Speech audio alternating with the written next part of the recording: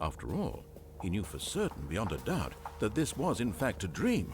Did the voice not see him float and make the magical stars just a moment ago? Exactly. How else would the voice explain all that? This voice was a part of himself too. Surely, if he could just... He would prove it. He would prove that he was in control, that this was a dream. So he closed his eyes gently, and he invited himself to wake up. He felt the cool weight of the blanket on his skin, the press of the mattress on his back, the fresh air of a world outside this Very one. nice. Let me wake up, he thought to himself. I'm through with this dream. I wish it to be over. Let me go back to my job. Let me continue pushing the buttons. Please, it's all I want.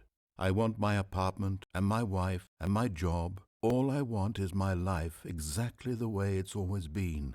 My life is normal. I am normal. Everything will be fine. I am okay. Uh-oh, we're still here.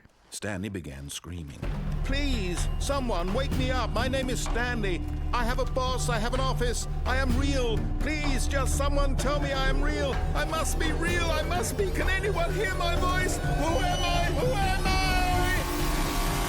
And everything went black. Uh-oh. This is the story of a woman named Mariella. Ha!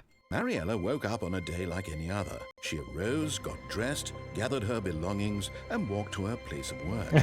But on this particular day, her walk was interrupted by the body of a man who had stumbled through town talking and screaming to himself, and then collapsed dead on the sidewalk. That would be us. Although she would soon turn to go call for an ambulance, for just a few brief moments, she considered the strange man. He was obviously crazy. This much she knew. Everyone knows what crazy people look like. And in that moment, she thought to herself how lucky she was to be normal. I am sane. I am in control of my mind. I know what is real and what isn't. It was comforting to think this, and in a certain way, seeing this man made her feel better. But then she remembered the meeting she had scheduled for that day. The very important people whose impressions of her would affect her career, and by extension, the rest of her life. She had no time for this, so it was only a moment that she stood there, staring down at the body.